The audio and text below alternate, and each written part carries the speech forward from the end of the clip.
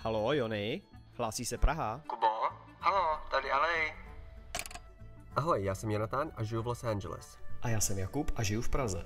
A tohle je podcast z LA do Prahy a zpět. V dnešní epizodě podcastu z LA do Prahy a zpět se pobavíme o dni matek, Trumpových clech a daních ve filmu, Jonathanově 20-hodinovém pracovním dni a trochu i nakousneme AI. A teď dejme se do toho. Halo, slyšíme se? Halo. Ahoj, jo, slyšíme. Čau Jony, čau. Teda, my to vedeme. Tak jak se vede? No, Jsme se dlouho neslyšeli. dlouho. Zas bylo spousta práce. Musíme dostat zpátky na správnou kolej. Bylo spousta práce, no, tak byly přednější věci, no, jak u mě, tak asi u tebe, no. Ale tak hlavně, že se už zase slyšíme. Jo, no. No, já jsem nějaký ten fakt úplně šílený a to jsem vlastně ho měl mít krásně volnej, nebo volnější a ono vůbec, no, takže jsem byl trošku na roztrhání a no, takže, ale to asi i u tebe tím pádem. Jak jsme se pořád nemohli synchronizovat. No, víš co, jo no, je to zajímavý, protože já teďkon vlastně v poslední tak 2 měsíce byly dost takový jako dost pomalý, co se týká práce, že já jsem to měl naopak právě dost takový pomalý, ale zároveň pak, když jsme se chtěli slyšet, tak najednou se tam vyvrbila práce. No, a jasný. zase to nešlo, no. Takže jo, je to takový... To prostě tak bejvá, no. Klasika, no. No a vlastně taky mezi tím byl Den matek, což jsem si myslel, že vlastně do té doby se uslyšíme, že budeme moct trošku probrat roli matek. Jako že jsi slavil si Den matek, jo? jako pro sebe, takhle to myslím. No jo. V roli matky. Tak. Ne, spíš jsem chtěl vlastně ještě tak, když už se o tom bavíme, takže vlastně sice Den matek už byl 2 týdny zpátky, no. Nejspíš. Tak jsem se vlastně chtěl zeptat na to, jak to je v Čechách, protože v Čechách se Den matek slaví docela jako dost. Jo, samozřejmě slaví. Já třeba osobně na to vždycky zapomenu, takže pak do mě šťouchají lidi a říkají, co, už si popřál a já si říkám, cože, jasný, to víš, že jo, já to mám schovaný. Já tyhle svátky, já obecně svátky narozeniny si nepamatuju a nedávám a to, co nemám v kalendáři, tak jako by nebylo, no. Takže, ale je pravda, že tím, že jsem dělal nějaký video na Den matek, nebo měl jsem dělat video na Den matek, teď nevím, tak jsem si vlastně pamatoval, že to je ten termín a tohle, takže jsem na to i nezapomněl. Ale jo, vlastně, počkej, já už si teďka vzpomínám, já jsem na to sice nezapomněl, ale nás v rodině chytla střevní chřipka, ale to bylo něco příšernýho. Takže vlastně já místo toho, abych oslavil s rodinou Den matek, tak vlastně my jsme celá rodina byli totálně off. A ještě k tomu my jsme byli na výletě. A chytlo nás to tam. Takže jako jsme nevěděli, jestli vůbec dorazíme domů. No, to bylo něco, no. Takže vlastně letos na Den matek velice nerad vzpomínám. A co ty? To je síla. To je střevní věci. Hele, to bylo, takhle špatně mi fakt dlouho nebylo, jako upřímně. To bylo hrozný, ale jdeme od toho pryč, prosím tě. Co u vás? U vás se slaví Den matek, nebo je to spíš jako, když to tak vemu, evropský svátek? Ne, tady, já myslím, že Amerika je taková, že tady slaví úplně všechno, co se dá, takže tady, jo, Den matek je tady velký a jo, velký a dost prostě pořád, když člověk jakoby okolo nematek jde do obchodu a tak by musel být slepej, aby nevěděl. A jak se to tam teda projevuje? Hele, tak od různých prostě dárečků, kytek a balónů s prostě sedním den matek, přání a takový no. Takže jako, a myslím si, že se o tom taky jako dost mluví celkově. Takže to no. Ale my jsme teda zrovna z Unii na den matek nebyli doma.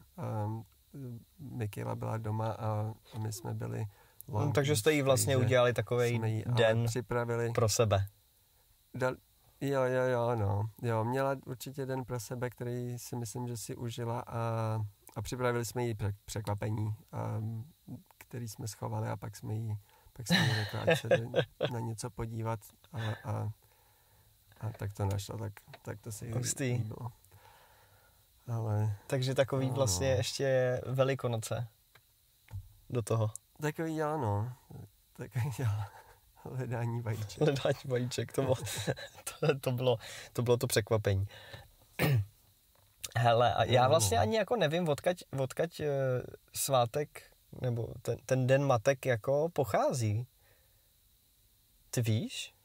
Hele, to shodou okolností a teď nevím, jestli jsem to slyšel někde v rádiu, nebo jestli mi to říkala Michaela. Já mám pocit, že Michaela. No, nevím přesný jméno, ale byla to nějaká snad Američanka, která Den matek v podstatě prostě bojovala za to, aby se oslavoval, aby byl prostě v kalendáři Den matek. Mm-hmm. A byla schopná to teda protlačit. Nějaká feministka. A bylo to, začalo to být uznávaný. Aha. Ale vlastně pak se to samozřejmě stalo takovým tím svátkem, že to je spíš o fyzických věcech, než o tom uznání té práce té matky. Jo, chápu. A takže vlastně jakoby... Takže něco vlastně jako... by se z toho stalo něco takového většího, než co chtěla. No jasný, chápu. Ale tak jako... nějaký to svoje poselství to asi má. Jakože úctu k té matce a k těm ženám, takže si myslím, že vlastně se jí to jako povedlo. Jo, ne, jako já myslím, že určitě, že takhle to, ale že vlastně, jako je fakt, že dost často, že si umím představit, že dost lidí to slaví tak, že jasně dají mámě kytku a řeknou hezký den matek a to je všechno. Takže vlastně třeba to, co my jsme teda z Unii udělali, je, že jsme nakreslili Michaele obrázek a já jsem tam v podstatě jí napsal to čeho jakoby si ceníme na tom, jaká je máma a tak.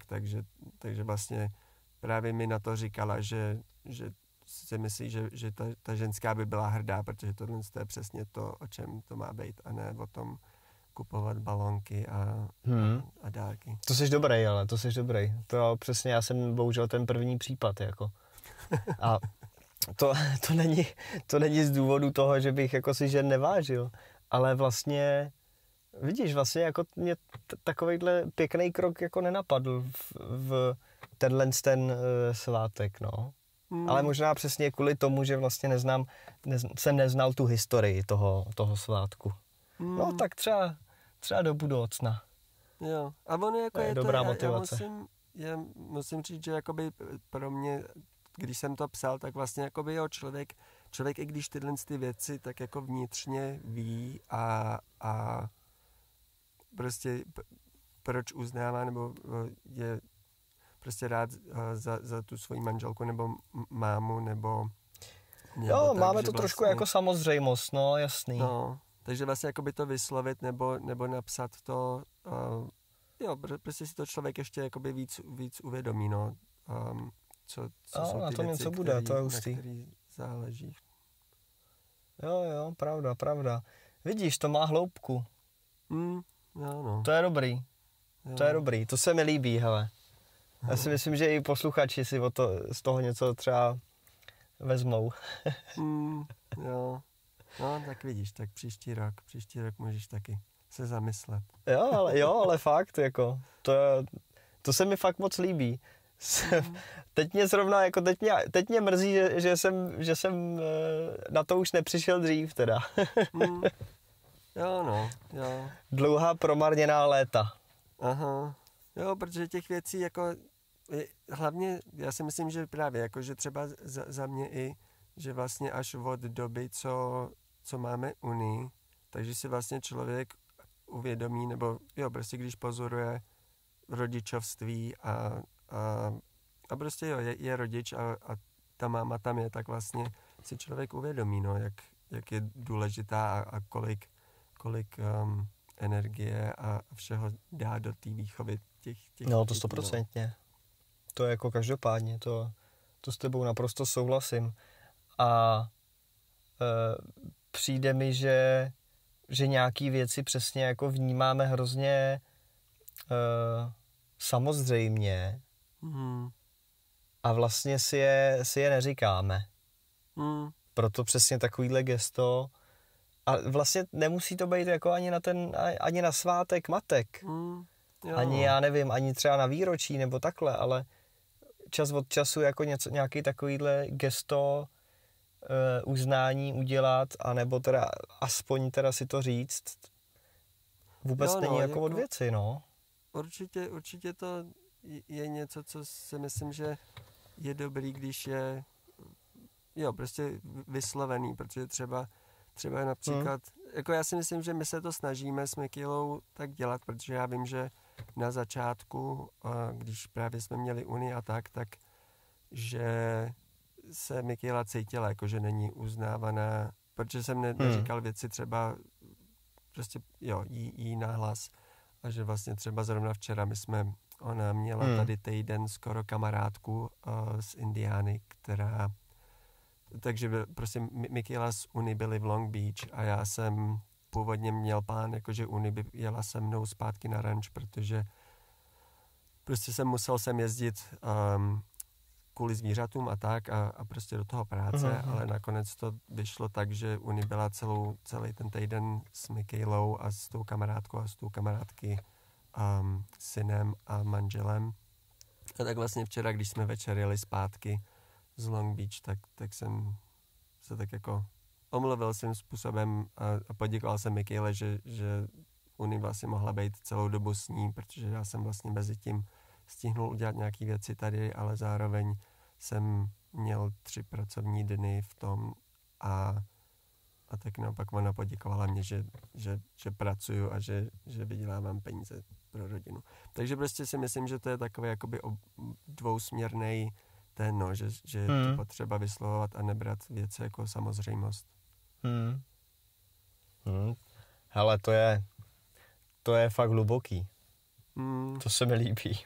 To je dobrý. No, a jako já si myslím, že u nás jakoby v našem vztahu to dost tak jako pomáhá tomu, že se cítíme být vážený a jako, že to ten člověk, ten druhý to zaregistruje, jako, že to není právě jako samozřejmost. Že prostě někdo pracovat musí a někdo se musí starat. No, jasný, no. No, to vidíš, to třeba já si jako sáhnu do svědomí a určitě jako mám věci strašně jako zautomatizovaný, nebo jak to mám říct. A tím, že vlastně přesně pořád jako práce a když ne práce, tak teda děti a když ne děti, no tak práce ještě víc. Tak vlastně přesně pak jako není čas, no já si říkám, že není čas, ale ono je to blbost. Ale není čas přesně na tyhle věci, ale on vždycky je čas, jenom prostě mít na to tu kapacitu v hlavě a nezapomenout na to, no. Jo, Což si myslím, že já fakt jako zapomínám a já sice to vím, ale no, Nic vlastně pro to nedělám, no. A bohužel přesně se to pak zrcadlí, jako jo, a věřím tomu, že třeba žena to má stejně, že tím, že ani jeden to vlastně neděláme, tak možná nám to i chybí. Jo, no. No, tak vidíš, můžete to zkusit dělat jinak taky. Tyjo, to jo, ale to se mi líbí. To budu muset nějak si dát do to-do listu a na každodenní to-do list. No, jasný. No a co jinak u vás ve státech? Co zase tam vymýšlí ten Trump s těma clama na filmy, prosím tě? Hele, no, na filmy. Jako se clama úplně na všechno. No určitě jsi to zaznamenal, že jo? No jo. Vlastně já ani pořádně nevím, kam to došlo teďkon jakoby v téhle době, protože že jo, ty věci s Trumpem a se clama se mění každých pár dní. Jo, to je pravda, no. Jo, prostě já si myslím, že on se snaží akorát udělat bordel a to je v podstatě všechno. Taky mi to tak přijde. Ale dneska nebo včera, teď nevím, jsem četl, že vlastně tyhle cla nakonec jsou jako pod taktovkou někoho jiného a on, že do toho nemá co kecat, takže jsou jako nepravomocný, nebo co. Ale vlastně jsem nečetl hloubějš ten článek, takže trošku jsem ho jako, ne že nepochopil, ale říkal jsem si, tak proč vlastně se to zavádí, když to není v jeho kompetenci a má to projít ještě čím to má projít, kongresem? Možná. Nebo co tam máte? No, asi kongresem. Hele, víš co, já nevím, no, jako to jsem taky slyšel něco takového, že vlastně, ale to je prostě Trump. Já si myslím, že on si začne dělat věci podle svýho a bude dělat až do chvíle, když mu někdo řekne, že to vlastně vůbec není jeho práce a že s tím nemá co dělat, no. Takže jakoby jo, no, je to, a proto se to dává tak jako pořád dopředu, dozadu, vysoký cla na Čínu a pak zase zpátky jsou, myslím, ty cla v podstatě stejně tam, kde byly. Prostě je to bordel a taková, nevím. A teď otázka je to jenom jako populismus, že on to prostě jenom vykřikuje, i když vlastně jako nemůže s tím nic udělat, a nebo se to jako se něco děje a pak zase se děje něco jiného, jako tomu nerozumím prostě. Já si myslím, že se ty věci dějou, ale že že trvá chvíli, než k tomu lidi prostě přijdou na kloup a řeknou, počkat, ale ty tady měníš tyhle věci a to není vůbec tvůj obor, a ty na to nemůžeš šahat. Že si myslím, že tam je nějaký takový jakoby, taková dozva toho, že vlastně přes prsty dostane. To není jeho, no.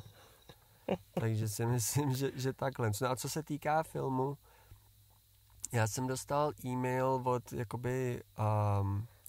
od těch odborů, ve kterých jsem, od toho jakoby našeho prezidenta odborů, a tam on mluvil o tom, že teda oni psali dopis Trumpovi a vlastně oni se snaží vyřešit nějaký balanc a teď to, co Trump řekl, je prostě, to je prostě ještě zase znova, je to Trump, prostě on plácne nějakou kravinu a řekne, že dá 100% taxi nebo cla na filmy točený jinde než v Americe.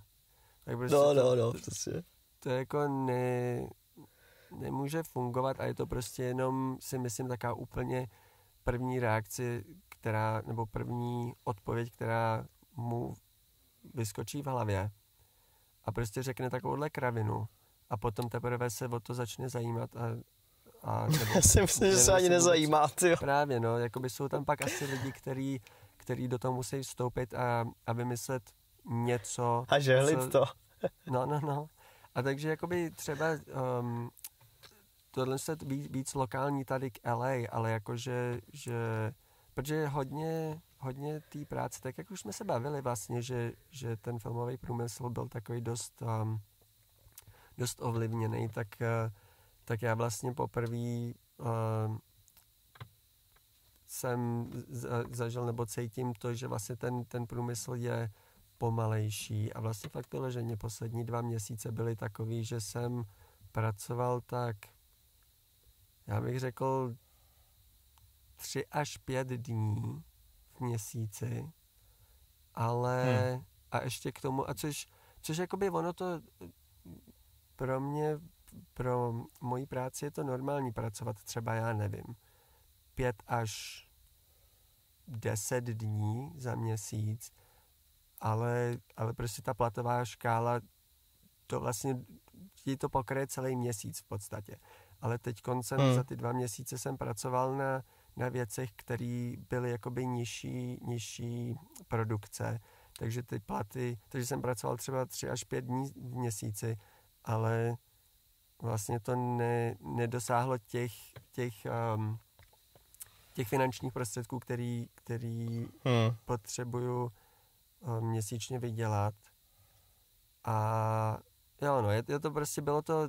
Takže vlastně tím chci říct, že mě teď dohnalo to, co dohnalo už spoustu lidí právě po těch stávkách a po prostě po produkcích, které šly do jiných států anebo právě mimo Ameriku. A takže vlastně teď poslední 2 měsíce byly takový jako dost pomalý s tím, že jako třeba teď minulej týden od čtvrtka a teď až do neděle vlastně jsem zaneprázdněnej tak, že prostě je toho hodně, ale takže vlastně teď co ještě se stalo, co se týká politiky, tak vlastně teď v Kalifornii guvernér změnil taxy a prostě ty výhody daňový pro filmový průmysl. Takže tím zase iniciativujou prostě filmaře, aby byli v Kalifornii a tak.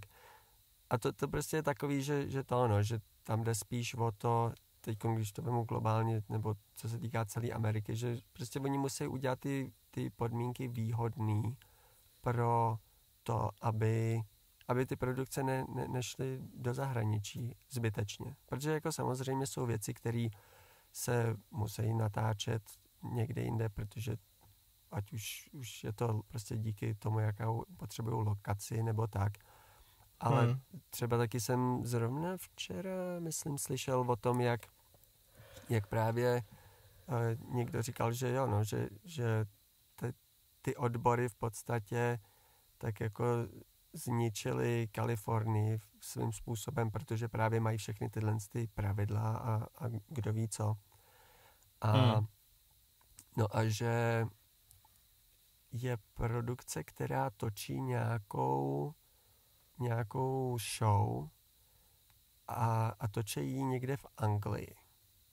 A je to prostě americká produkce a jim se vyplatí na každé tohle natáčení, protože oni to tam třeba točí 3 měsíce a pak prostě mají pauzu. No a takže jim se vyplatí odletět 150 lidí do Anglie, ubytovat je a postarat se tam o ně, než aby to točili tady lokálně v LA. Protože by to je šílený. Jo, no. To je, to je masakr. Brutální, no.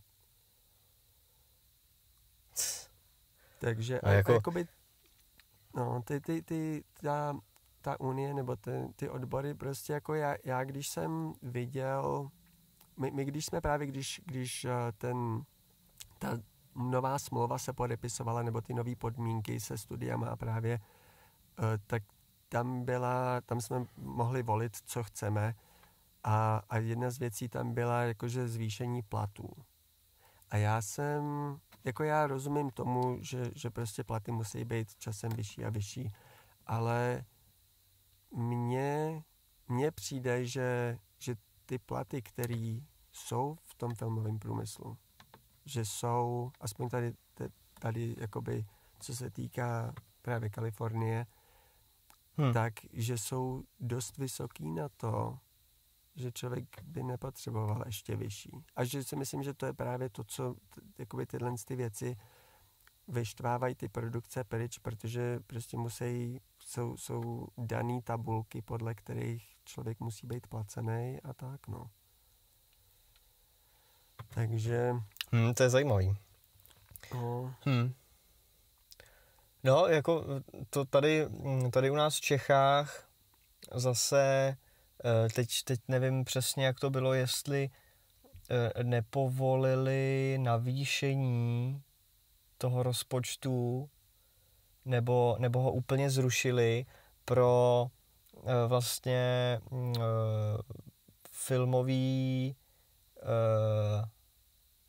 pro jakýkoliv filmový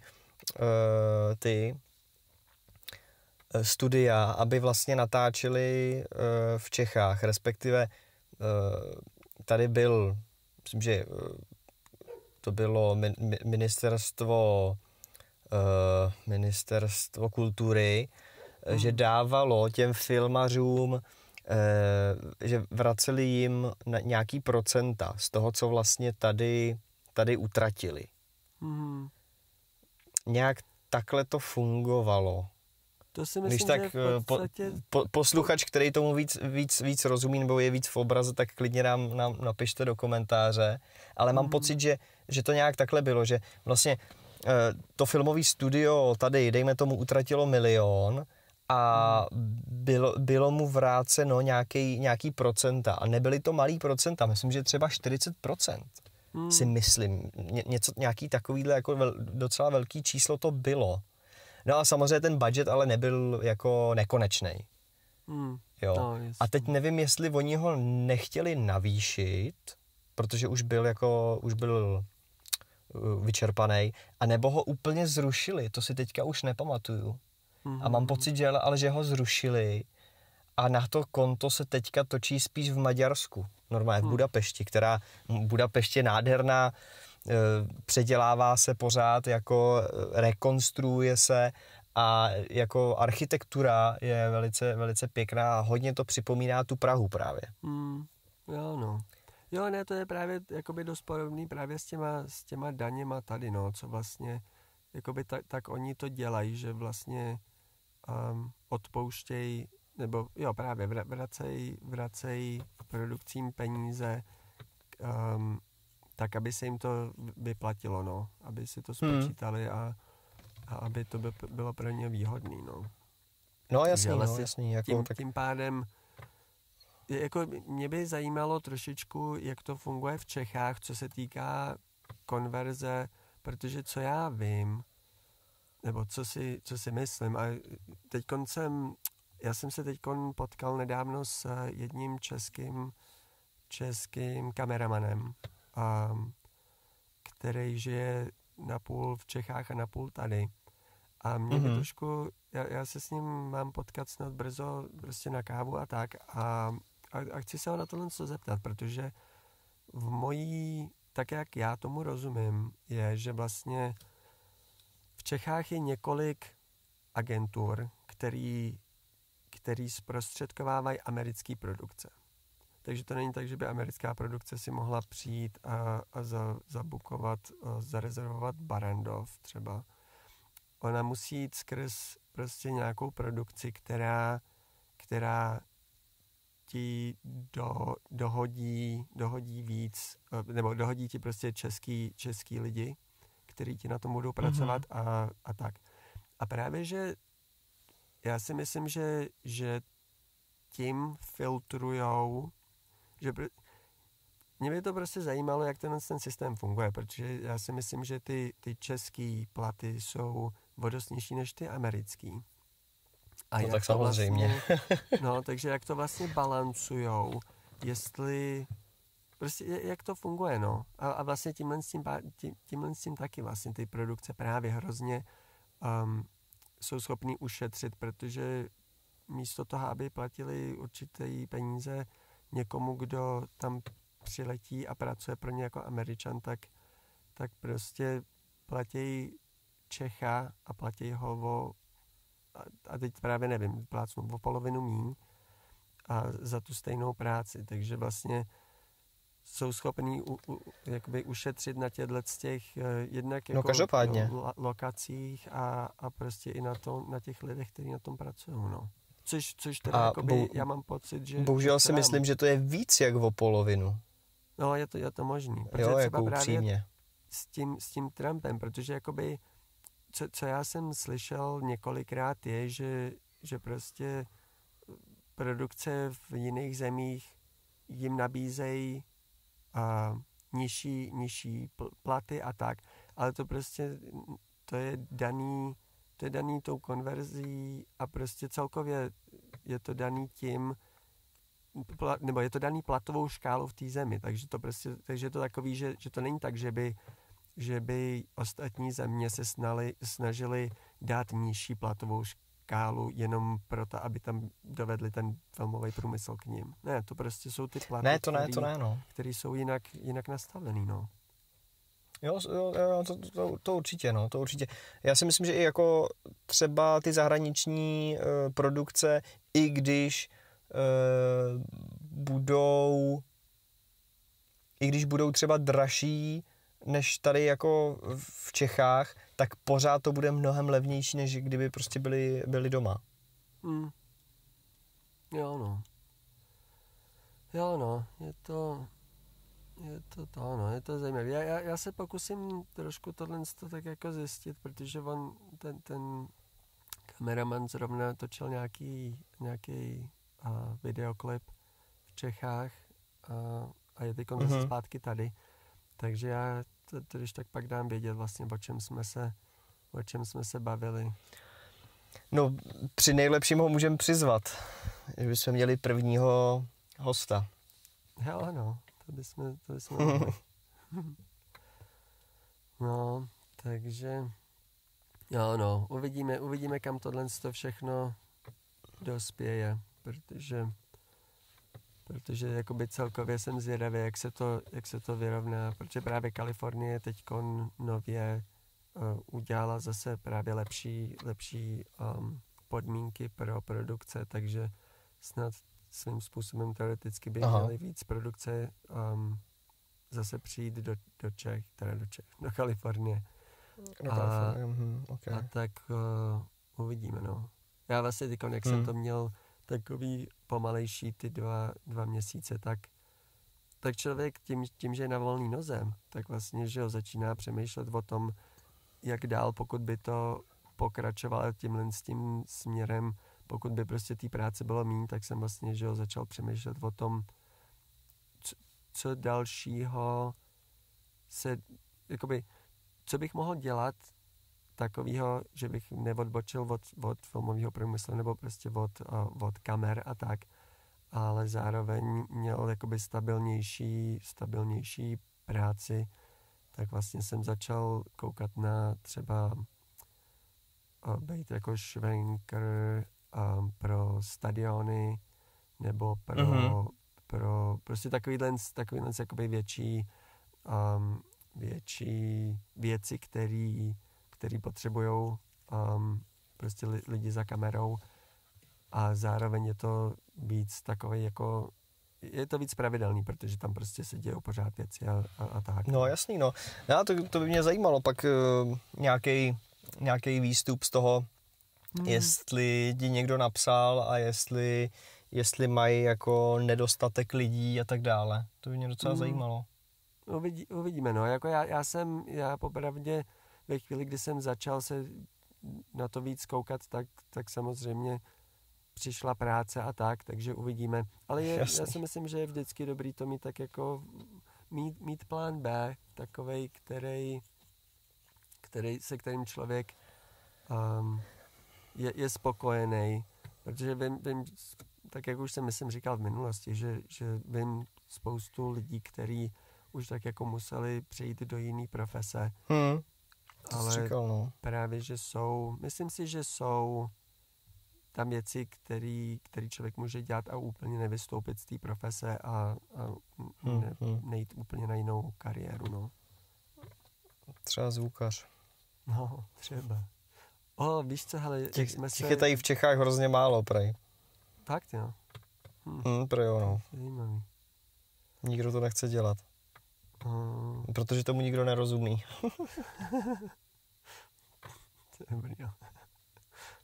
Hele, vlastně jsem si vzpomněl, jak jsme se bavili o těch šílených, tak jak jsme se bavili v minulosti o těch vertikálních natáčeních a o těch šíleně dlouhých dnech pro asijský nebo čínský produkce. Aha. Tak já jsem, nebyl to ani vertikální natáčení a ani to nebyla čínská produkce, ale poprvé v životě jsem pracoval 20 hodin na setu. Ne. Jo. Poprvé, jo. No. Pustý. A co to bylo za produkci? Hele, to ti taky řeknu, to bude taky zajímavý. Je to produkce, která vlastně točí filmy normálně celovečerní filmy pro streamovací platformu Tubi. To nevím, jestli u vás je. Tubi. Hele, jestli jo, taky neznám.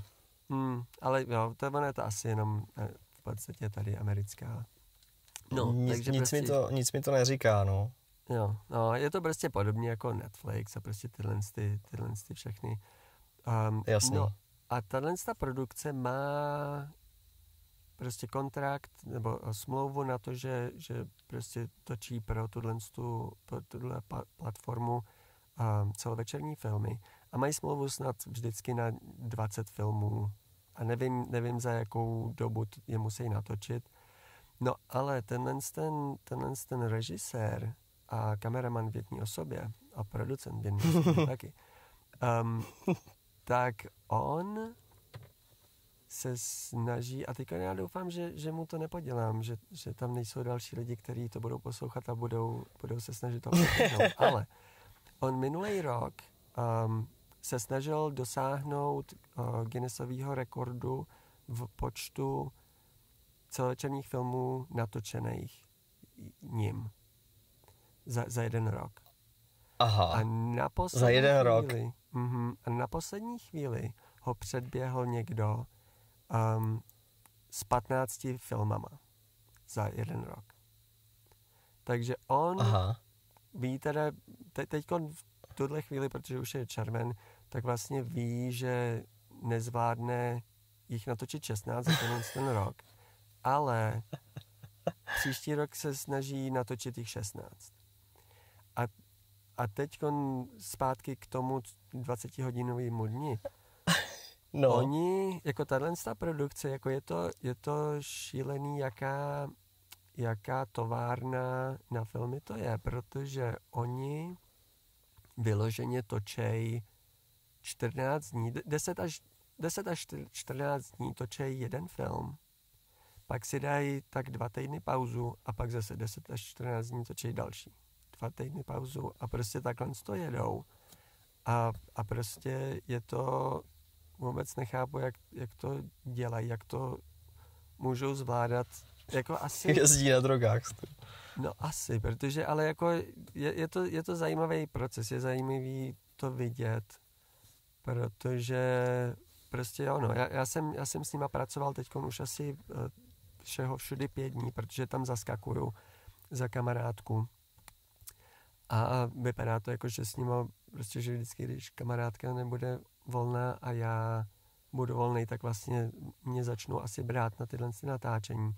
Takže je to jako pravidelný, jo, člověk z toho má v podstatě jako plný úvazek, nebo jakoby svým způsobem, okay, prostě jakoby je dobře zaměstnaný s nima na minimálně do konce z toho roku a příští rok teda chtějí natočit, že jo, 16, což je šílený, protože to je prostě víc než jeden za měsíc. No, je to zajímavý. A právě, že si myslím, že oni mají prostě za těch, jo, je to šílený, protože těch 20 hodin, prostě a to je že jo. A to jedou 10 nebo 14 dní v kuse 20 hodin, to asi ne. Ne. Pak se 14 dní z toho dostávají. No, přesně tak. Ne, jako to je náhoda těch 20 hodin takhle. Samozřejmě není to náhoda, protože to prostě tak. Já myslím, že to bylo v podstatě ke konci filmu a vlastně potřebovali tam narvat věci, které už nestíhali. Takže a byly to náročné scény, protože to bylo dost toho bylo právě v noci a se spoustou herců a jak se říká těm hercům vzadu? Křoví. Křoví, prostě ale křoví. Kompars, myslíš? Kompars, jo, to je slovo, to je ono. No a jo, s komparzem, a jo, takže prostě jakoby bylo to dlouhý a náročný, ale jo, no. Prostě, takže, ale taky zároveň třeba jsem s nima měl den, kdy jsme nedosáhli 12 hodin, tak jak, protože to většinou ty produkce jsou, buď to máš smlouvu na základ, jakoby je 10 hodin, anebo 12 hodin. Jasný. A vlastně vždycky dostaneš zaplacený těch 10 nebo těch 12 podle toho, co je v té smlouvě a potom nad to máš prostě přes časy. Takže jakoby za těch 20 jasný. hodin jsme si vydělali víc než dvojnásobek toho, co jsme měli mít zaplaceno. Ale to je zase pěkný, no. Je to 20 hodin, no. To bylo si už vyštímaný, co? No. Takhle, co jsi tam dělal vlastně? Co jsi tam dělal? Na tomhle jsem ostřič. Takže jsem ostřel a to, no. No, tak to už bych po 20 hodinách na to asi neviděl. No, jo. Co dělalo ti to pod volem, jo? No, ne. Točili na dvojku třeba, nebo na co točili? No, hele, jako je to, musím říct, že teda, ale to, co používají, tak jako je na ostření dost náročný, no, protože vlastně používají tu Alexu 35, tu nejnovější z řady od Alexy a jsou to anamorfický objektivy, který no a prostě jo a točí se na 2.8 slonu, takže jako je to obzvláště anamorfický. Tak to není úplně sranda, no. To není, přesně, no. Mě by z toho pak jako bolely asi oči, no. No. Ale dalo se to. Budeš říkat nějaký příběh, nebudeš? O čem to bylo? Příběh? Nebyl to červený gauč? Ne. S happy endem? Ne, všechno jsou to, ta produkce je černošská a většina z jejich herců jsou černoši. Taky, takže a je to tak to většinou, na tebe musí koukat skvěle. No, je to taková jako akční thriller. V podstatě jsou to všechno takový jako nějaká akce. A teď to poslední, co jsme natáčeli v pondělí jsem tam byl. V pondělí, tak to už je druhý díl filmu o klukovi, který je adoptovaný a v tom prvním, já jsem to neviděl, takže nevím, ale jenom ve zkratce, prostě v tom prvním on v podstatě zavraždí tu rodinu, která ho adoptovala, myslím. No a super.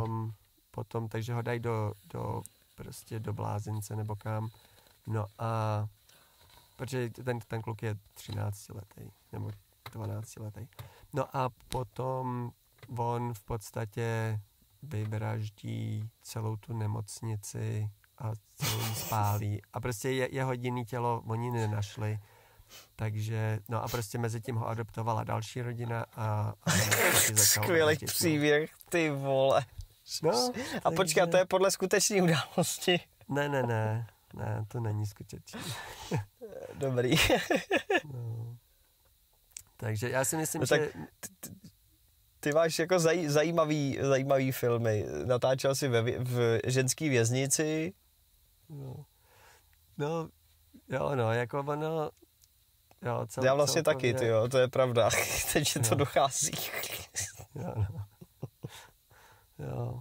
Ne, ale jako já si myslím, že co se týká třeba těchto těch scénářů a tak, že jakoby tolik, to, co oni točí, jakoby oni musí mít nějaký velký tým za sebou docela, kromě toho, jakoby na place je vždycky asi takových, řekl bych, 40 lidí. A myslím si, že prostě v zákulisí, co se týká právě scénaristů a tak, že tam je tým. Ale taky si myslím, že v téhle době tam taky hraje určitou roli AI. A já si myslím, že prostě, že některé tyhle prostě příběhy můžou být psaný AI, no. Hele, jako ano, souhlasím s tebou. AI za mě teda jako fakt hejbe světem, ale ono jako AI je hrozně široký pojem, protože ano, ty můžeš dobře psát nějaký děj, scénář, něco, jo, to je jedna věc, ale to není ani promile toho, co vlastně, s čím ti může AI pomoct, jo. Tobě může pomoct už jenom s tím debilním plánováním, co, kdy, kde máš dělat, jo. A může ti to rozplánovat, ty řekneš, hele, já potřebuji natočit 5 filmů za měsíc, řekni mi, jak to mám naplánovat, tak, abych se dokázal vyspat 6 hodin denně aspoň, abych měl tohle a ona ti to prostě vyplivne, jo. Respektive můžeš se s ní samozřejmě ještě bavit dál, tak dále, ale ona ti může pomoct už jenom třeba s tou koordinací toho, abys nelítal zprava doleva, ale prostě aby to šlo krásně plynule a nestrácel čas. Což jako lidi si vůbec neuvědomujou. Lidi přesně mluví o tom, jak ti to může napsat texty a jak já nevím, ti to může uvařit a tohle, ale ono to má mnohem jako větší spektrum, jo. A přesně od tohohle z toho plánování čehokoliv po, já nevím, jako programování a tak dále, jo.